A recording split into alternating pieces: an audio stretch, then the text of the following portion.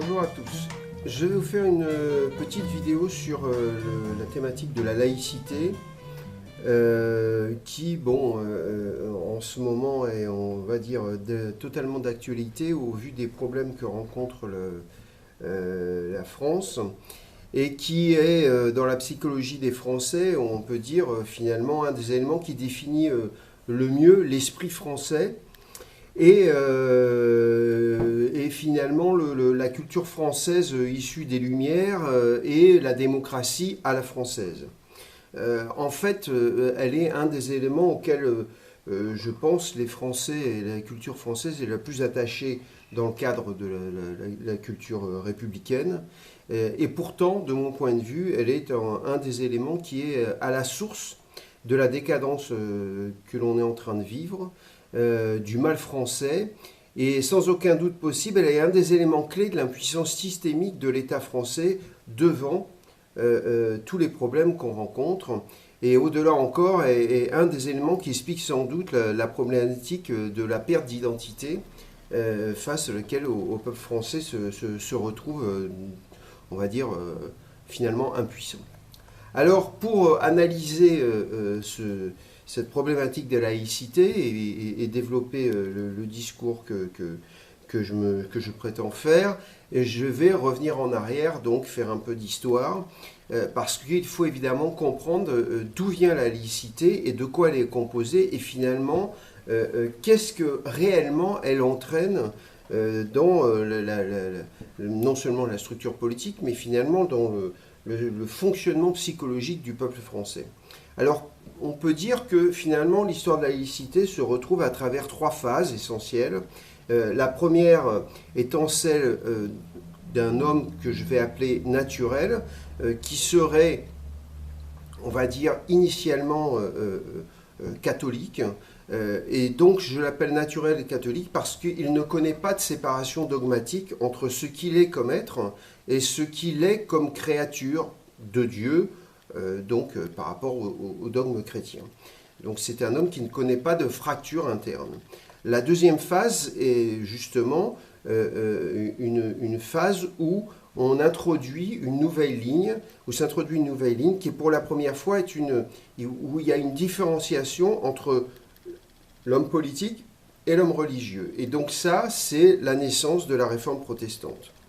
La troisième phase, c'est celle qui va naître avec la Révolution française et qui est finalement la résultante de la poussée des idéaux illuministes qui viennent des Lumières et de la philosophie politique venue du monde anglo-saxon et qui, elle, instaure définitivement une césure entre l'individu et l'homme politique. Et c'est en fait l'avènement d'une nouvelle identité qui est l'avènement du citoyen. Voilà. Alors on commence avec la réforme protestante qui intervient au moment où l'Église catholique se perd elle-même dans une espèce d'opulence et dans une théocratie qui s'interpose de manière absolument abusive entre le fidèle et son Dieu, et qui, à une certaine époque, arrive même à vendre ce qu'on appelait à l'époque les indulgences, c'est-à-dire en fait des espèces de garanties qui se vendaient de manière sonnante et trébuchante pour garantir une place au paradis ou tout au moins au purgatoire. Donc c'était vraiment une espèce de vision totalement mercantile et finalement complètement décadente de la relation à la spiritualité. C'était une instrumentalisation de la spiritualité. Et ça a créé petit à petit, évidemment, tout un courant extrêmement critique vis-à-vis de l'Église. Et ce courant a vu le jour, s'est constitué principalement en Allemagne au départ, à travers finalement ce qu'on va appeler la réforme protestante, et qui est aussi finalement, on peut dire, un écho au mouvement de l'humanisme qui est né aussi dans l'Italie au XVe siècle.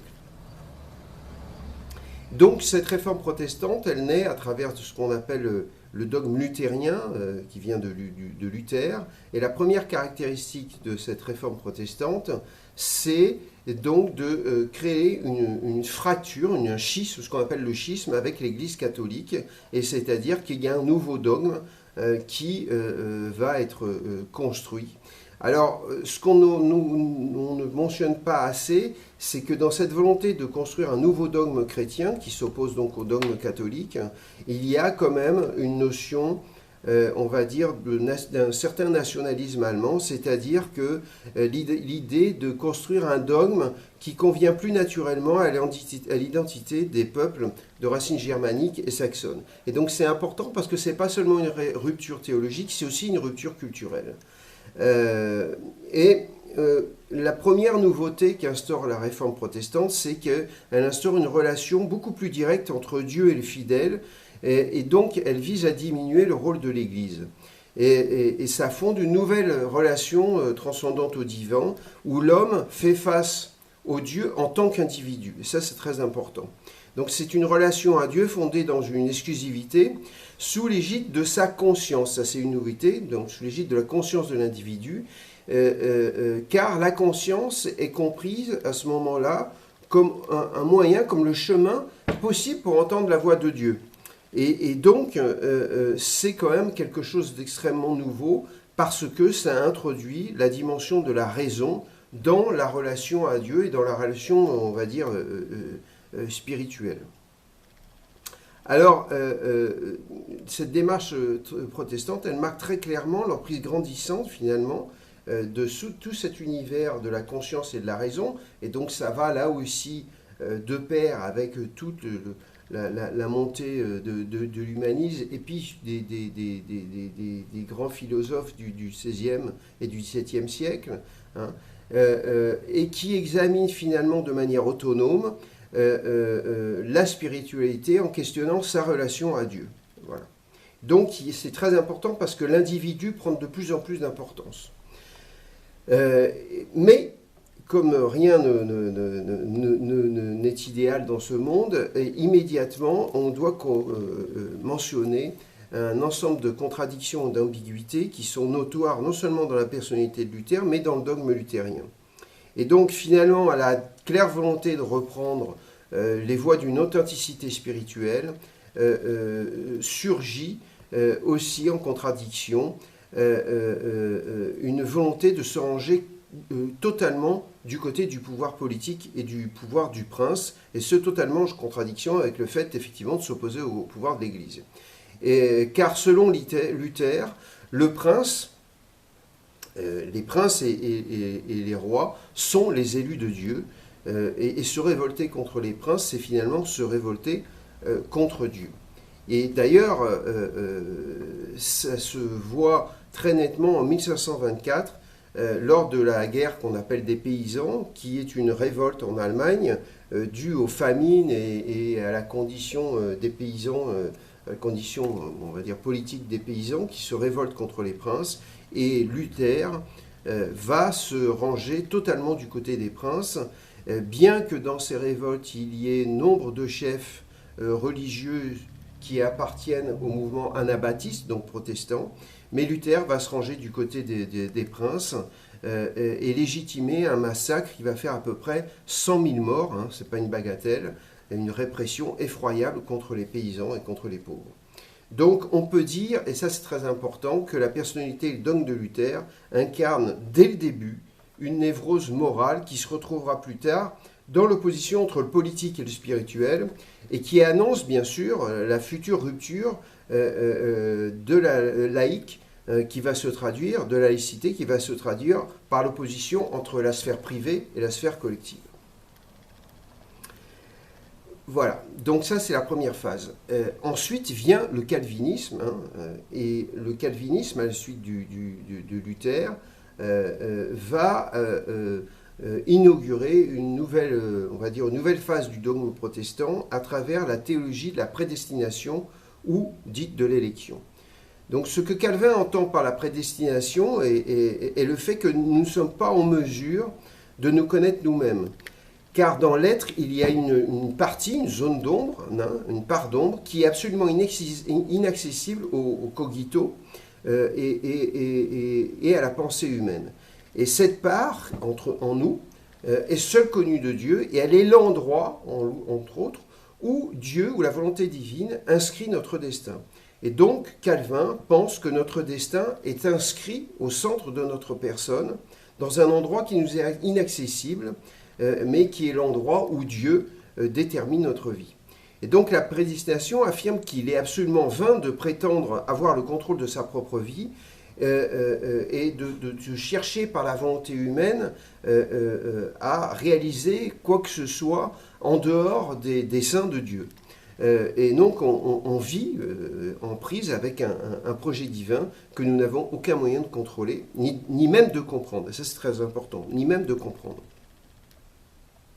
Donc pour Calvin, la reconnaissance de ce fait est une invitation à vivre sans se préoccuper de notre destin, à vivre sa vocation de chrétien, en se réalisant par justement ce qu'il appelle la vocation, qui est ce que Dieu nous a donné pour vivre ici-bas, qu'on doit réaliser. Et donc, dans le dogme protestant, la vocation est le moyen, du moins à cette époque, de réaliser notre destin sur Terre, mais qui n'a rien à voir avec notre destin dans l'au-delà. Voilà. Et donc ça c'est très important parce que le calvinisme prône d'un côté que qu'au lieu de vivre dans les affres de l'inquiétude, comme le faisait le catholique, qui cherchait à racheter sa place dans le paradis ou au purgatoire à travers les indulgences, Calvin prône finalement une vie du bon chrétien qui doit vivre sans se poser de questions selon le destin que Dieu lui a inscrit en lui durant cette vie, mais surtout de ne pas chercher à acheter ou à gagner son salut, pour être plus précis, à gagner son salut dans l'au-delà, car il n'y a aucune relation entre cette vie ici-bas et la vie dans l'au-delà, et que donc cela veut dire que un bon chrétien peut aller en enfer et un mauvais aller en paradis. Dans l'absolu, ça veut dire ça, c'est-à-dire qu'il n'y a aucune relation entre ici-bas et l'au-delà. Et donc ça, c'est une idée extrêmement effrayante, d'un destin écrit et dont la conclusion n'obéit absolument pas aux lois de la logique et aux lois de la raison, et encore moins aux lois de la méritocratie. Le calvinisme balaye donc toute notion de justice, de cohérence, et subjugue l'être en lui demandant finalement de signer au bas d'un décret qui renie les bases les plus élémentaires des principes moraux, à savoir ce qui justifie la distinction entre le bien et le mal. Finalement ce serait évidemment l'idée que le bien engendre le bien et que le mal engendre le mal. Mais là, non, ça ne fonctionne pas comme ça. Et donc, finalement, à partir de là, on peut dire que Calvin inaugure une théorie, un dogme, qui du point de vue analytique, psychanalytique, enfin du moins psychologique, pas forcément psychanalytique, mais psychologique, brise l'unité de l'être. Et finalement, c'est une théorie qui est névrotique par nature, car elle instaure de manière radicale une scission irréparable dans l'être et dans l'individu social. Et c'est une scission entre l'être et l'individu social, justement, et entre le privé et le public. Et évidemment, c'est très difficile. Comment imaginer, comment tolérer, on peut dire, du point de vue de la raison et de la conscience, du point de vue de la logique, qu'il n'y ait aucune continuité entre la terre et le ciel. Et donc, évidemment, ça crée une césure que finalement la seule façon de dépasser va être, on peut dire, une soumission absolue au dogme, hors de toute dimension raisonnée. Voilà. Donc ça, c'est une dimension, la dimension calviniste, elle introduit vraiment, elle accroît encore la rupture névrotique qui avait déjà été commencée au début avec Luther, entre cette contradiction entre la naissance d'un individu conscient dans une relation à Dieu et au contraire, ce qui vient contredire le fait de dire que le prince est un élu de Dieu et donc on ne peut pas le contredire. Donc il y a là des contradictions notoires, mais qui vont perdurer et même s'accroître. Mais alors, évidemment, comme rien n'est simple, il faut aussi remarquer qu'à travers la réforme protestante et le dogme protestant, l'établissement de cette zone d'ombre où la volonté divine vient écrire notre destin, et qui nous est toujours inaccessible, mais toujours spécifique à chaque individu, à chacun d'entre nous, ça va définir une conception de l'intimité de l'individu qui est si irréductible à toute norme sociale que finalement elle va jeter de manière contradictoire, mais en fait c'est tout à fait logique du point de vue anthropologique, elle va jeter les bases de ce qu'on appellera plus tard la société civile. Et parce que ça implique une liberté de conscience qui s'oppose implicitement à toute idée de norme sociale. Et donc ça veut dire que à la liberté de conscience dans l'espace social, il préexiste une dimension sacrée de cette liberté de l'individu, parce que justement elle est sacrée parce qu'elle appartient au destin que Dieu écrit en chaque individu. Donc il y a une idée finalement d'un droit inaliénable de l'individu, parce que justement sacré, d'être ce que Dieu a voulu de lui, et qui exclut toute possibilité d'un jugement d'ordre social. Donc évidemment, ça c'est très important, parce que ça annonce finalement la future notion de la liberté de culte, qui sera évidemment consacrée par la laïcité, et qui évidemment non seulement définit la séparation de l'Église et de l'État, mais surtout la relégation de la sphère religieuse dans le privé. Et là, ça, c'est on va dire, un moment crucial dans l'évolution de la conception de la vie sociale. Voilà. Et alors donc, on le voit en dehors de tout jugement sur les implications positives ou négatives de ces nouveaux concepts, et surtout du protestantisme, notre contemporanéité est vraiment construite à partir de ces contradictions. Et évidemment que ici, mon objectif, ce n'est pas qu'on ait une analyse politique de l'évolution de la société française à travers une séparation entre catholicisme et protestantisme. Ce serait absolument ridicule. Donc évidemment, là, ce que je cherche, c'est à pointer un ensemble d'idées qui ont pénétré petit à petit la vie sociale et le cours historique de la société française.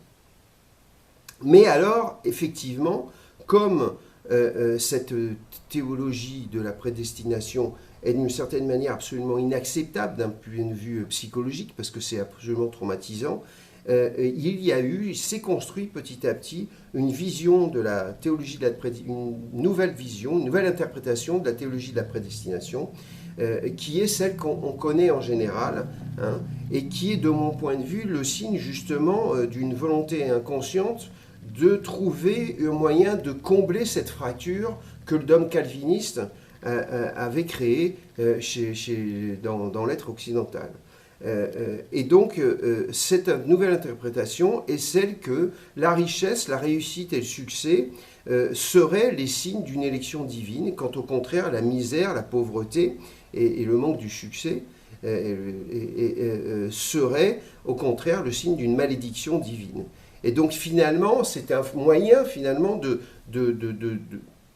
résorber la césure névrotique en la transférant du domaine métaphysique et du domaine de la spiritualité au domaine social, en finalement expliquant évidemment tout le monde des inégalités de la vie humaine et en la reliant à un déterminant divin. Donc finalement, là, d'une certaine manière, on a une régression d'un point de vue, on va dire, philosophique. Et donc c'est encore une contradiction, puisque, on va le voir, les philosophes d'origine protestante sont justement en général ceux qui sont à l'origine de tout le mouvement progressiste des idées en matière politique, en matière de philosophie politique. Donc c'est intéressant parce qu'on a là plein de contradictions. Voilà. Donc c'est très important, encore une fois, de comprendre que, je le redis, je ne fais pas une lecture protestant-catholicisme. Je tente de montrer qu'on a un ensemble d'idées qui vont pénétrer toute la structure de notre civilisation, de la société française, et qui habite aujourd'hui la société française. Donc évidemment, tout ça va avoir d'énormes implications sur la Révolution, sur le développement de la Révolution, sur la sociologie de la Révolution française. D'un côté, on va avoir les déchus de la prédestination qui seront habités par une espèce de double haine, hein, une haine inconsciente de Dieu, hein, puisque c'est Dieu qui oblige à une espèce d'ignominie, hein, puisque la déchéance sera entendue comme un projet divin, et de l'autre côté, évidemment, une haine du riche. Et puis, de l'autre côté, on aura une autre haine, là, on va dire, du bourgeois, hein, qui sera habitée par la haine de l'élu aristocrate, qui, lui, n'est fortuné, selon le regard progressiste, que par héritage, que par lignage. Voilà.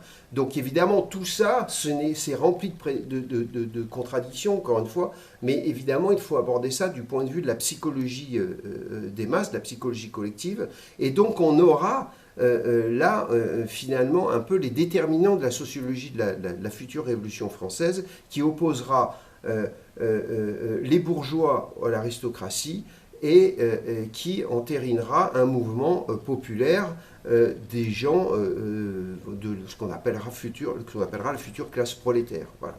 Donc finalement, la scission calvine engendre, à travers l'absurdité du dogme de la prédestination, un ensemble d'autres scissions sociales et politiques.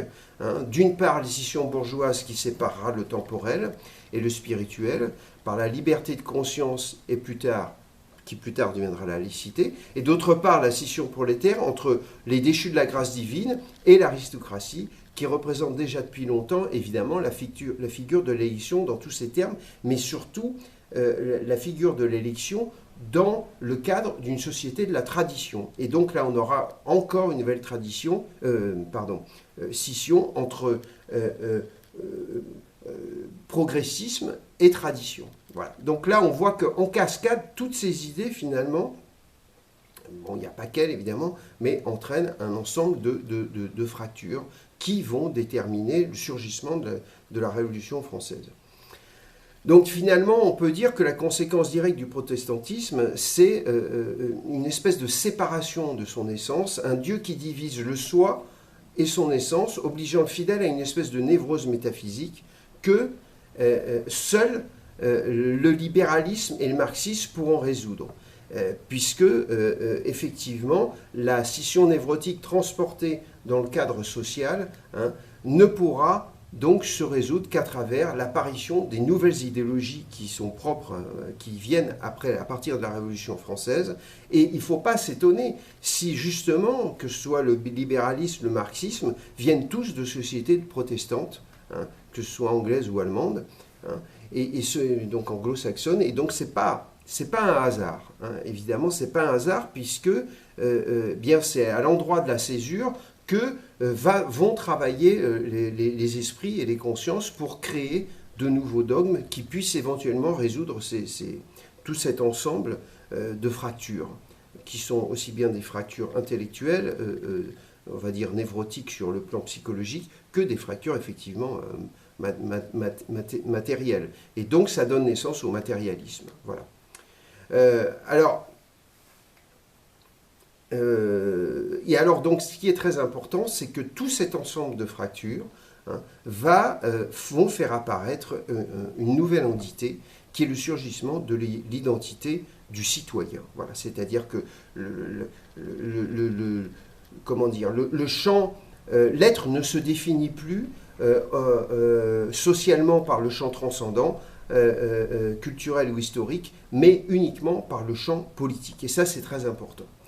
Donc, ça veut dire que l'être occidental, maintenant, a deux identités. L'individu occidental a deux identités, celle du citoyen et celle de son identité culturelle, civilisationnelle et historique. l'identité citoyenne devient la nouvelle identité normative, dogmatique de l'individu, qui va prendre le relais de l'ancienne identité que lui avait octroyée la théocratie, hein, c'est-à-dire l'identité chrétienne, l'identité finalement de créature, on va dire. Donc, d'un côté, on va avoir l'individu comme élément, l'histoire va poser finalement l'individu comme élément essentiel de la société. Hein.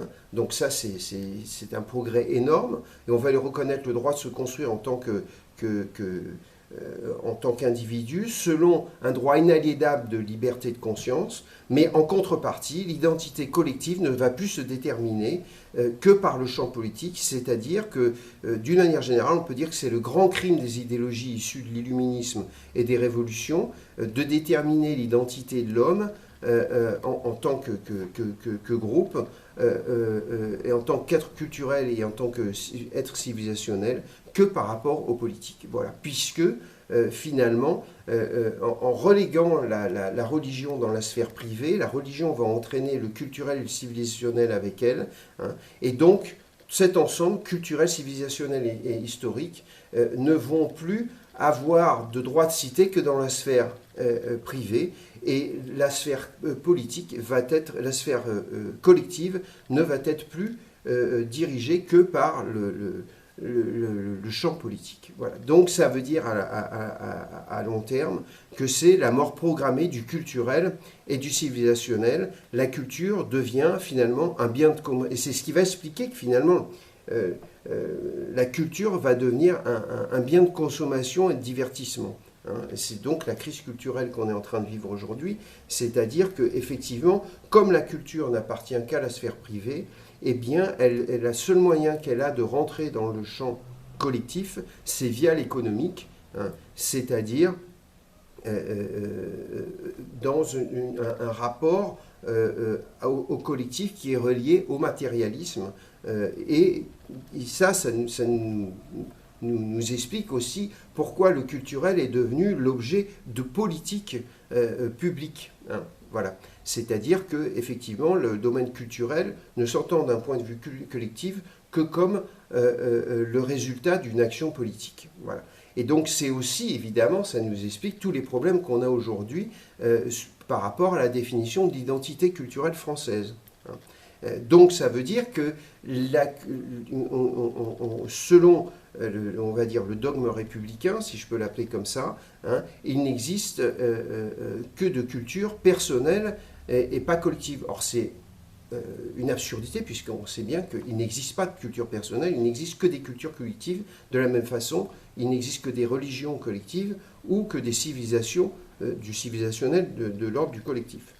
Donc, à partir de là, on comprend la séparation entre le privé et le public, entre le politique et le spirituel, entre le temporel et l'intemporel, et on comprend que ces séparations sont un leurre absolument, elles sont un leurre absolu, hein, puisque, comme je viens de le dire, le religieux et le culturel et le civilisationnel, hein, sont finalement enfouis dans la sphère privée, et c'est un non-sens absolu, puisqu'il n'existe que d'un point de vue collectif. Donc à long terme, on comprend qu'il s'agit finalement d'un phénomène, il va s'agir finalement d'un mouvement d'acculturation et d'une destruction de l'identité de l'individu et de sa collectivité, c'est-à-dire la destruction de l'identité collective au profit d'une identité politique. Alors évidemment, si l'accession à l'identité politique ne peut être comprise que comme un progrès, évidemment, notamment à travers l'accession aux droits de l'homme, de l'autre côté, eh bien, il y a un mouvement contraire qui s'exerce, qui fait que finalement, cette accession à l'identité politique de l'individu va se traduire par une espèce de prise de pouvoir civilisationnel du champ politique sur tous les autres champs, sur le champ culturel, religieux, civilisationnel, et que finalement, tout ça va donner lieu au surgissement de ce qu'on appelle le matérialisme en philosophie. Hein. Et donc ça va donner lieu à des idéologies qui étaient en préparation, mais qui apparaissent au XIXe siècle, à la fin du XVIIIe et au XIXe, c'est le libéralisme et le marxisme qui, très curieusement, bien qu'ils soient opposés, qu'ils soient, on va dire, les frères ennemis, en fait, convergent vers le même endroit, hein, puisque tous les deux sont des matérialismes et toutes les deux sont des idéologies qui ne considèrent l'homme que sur le plan systémique des échanges de biens et de valeurs et sur le plan des structures et des systémies sociales, en éliminant d'un trait tout ce qui peut avoir affaire à la religion culturelle et qu'ils rejettent dans la sphère privée. Voilà. Et donc, en fait, c'est une réduction de l'homme politique à sa dimension, finalement, à sa dimension fonctionnelle et mécaniciste. Voilà. Et donc, évidemment, je répète, j'ignore pas tout le gain, tout le progrès qu'a été l'accession à une identité politique et aux droits de l'homme, mais curieusement, ça a donné lieu finalement à une déviance, une déviation, hein, qui a fait que, au moment où il accède à son identité politique, l'homme, en rejetant ses autres dimensions, ne devient plus qu'un objet politique, hein, et donc il ne devient plus que l'objet des dogmes politiques, et il ne se comprend en tant qu'humain qu'en termes politiques. Et donc, d'une certaine façon, on revient là dans une situation qui revient à celle de l'Église théocratique, qui ne considérait l'homme que du point de vue de sa dimension métaphysique et comme créature divine, en lui récusant toutes ces autres dimensions, notamment la dimension politique. Et donc finalement, on se retrouve dans une situation similaire du point de vue structurel, c'est-à-dire un homme, encore une fois, qui est aliéné à une seule des dimensions de sa personnalité, de sa réalité. Voilà. Et finalement, on arrive à l'inverse de l'objet désiré, hein, des effets désirés, puisque finalement il s'ampute lui-même de son identité, de sa culture, de sa civilisation, c'est-à-dire qu'il ne devient rien, il ne devient plus qu'un objet politique. L'homme n'est plus qu'un sujet politique. Et c'est exactement ça qui nous arrive. Et quand l'homme n'est plus qu'un sujet politique, évidemment, la première chose qu'il va perdre, hein, eh bien, c'est son droit d'individu, son droit politique, et c'est ce qui nous arrive ici. C'est on va dire une incohérence, c'est une chose totalement contradictoire, mais qui est totalement logique d'un point de vue de la mécanique politique et d'un point de vue anthropologique, c'est-à-dire que quand l'homme n'est plus qu'un objet politique, il perd tous ses droits politiques, toute sa puissance, sa fonction politique, finalement la puissance de sa fonction politique, puisqu'il n'est plus que l'objet de la politique, il n'est plus un sujet. Voilà, il n'est plus qu'un citoyen, et citoyen en tant que membre d'une société de citoyens qui est régie par un dogme politique.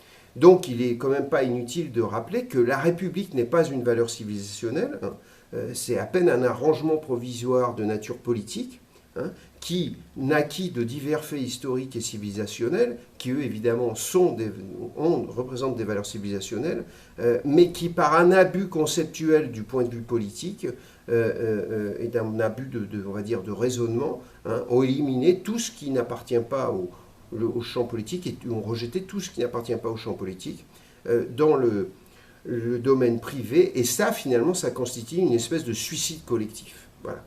Donc on comprend facilement le problème face auquel se retrouve la France aujourd'hui, hein, une situation absolument névrotique où l'homme du peuple français voit son identité disparaître sans pouvoir rien y faire, puisque le dogme républicain édicte que son identité collective ne se définit que par rapport aux politiques et que sa culture, sa civilisation, sa religion ou sa spiritualité ne sont que des éléments privés qui n'ont pas de voix citée dans le champ collectif et donc dans le déterminant politique, justement. Donc c'est une absurdité, c'est une contradiction absolue, c'est un véritable suicide. Alors bien évidemment, tout le problème ici, c'est qu'on se retrouve finalement avec un peuple qui, on va dire, est un peu en situation sans défense, hein, un peu abandonné par, je dirais, par sa propre structure politique, qui le met dans une situation où finalement, bon, voilà, il est incapable de se défendre, puisqu'il se retrouve dans une situation où, à chaque fois qu'il est où il a des velléités de défendre son identité, finalement, les structures qui le régissent le lui interdisent. Voilà. Donc on se retrouvait dans une une société qui, en étant multiethnique et multiconfessionnelle et multiculturelle, finalement, n'a de français que le nom, et finalement ne peut plus correspondre à ce qu'on appelle la culture française, mais elle ne correspond qu'à une culture politique qui a pris finalement tous les droits sur le reste des éléments culturels d'un pays et d'une nation. Voilà. Alors bon, je ne vais pas m'étendre là-dessus, il y a beaucoup de choses à dire. Vous avez bien compris où je veux en venir, c'est-à-dire que la laïcité n'est plus un dogme, on va dire, n'est plus un concept qui est valable aujourd'hui dans la société contemporaine mondialisée, car finalement, elle tue, elle va à contrario des effets qu'elle recherchait, hein, c'est-à-dire une société démocratique basée sur une conscience individuelle, mais aussi qui puisse représenter évidemment la notion d'un corps social qui a une identité, et non pas un corps dépecé, défait de son identité. Alors, je ferai une autre vidéo dans la continuité, pour ne pas être trop long, pour examiner, on va dire, d'une manière un peu plus aboutie, notre situation contemporaine, mais ça, il me paraissait important de pouvoir éclairer notre contemporanéité par une vision un peu plus historique. Voilà. Eh bien, je vous remercie et je vous dis à très bientôt. Au revoir.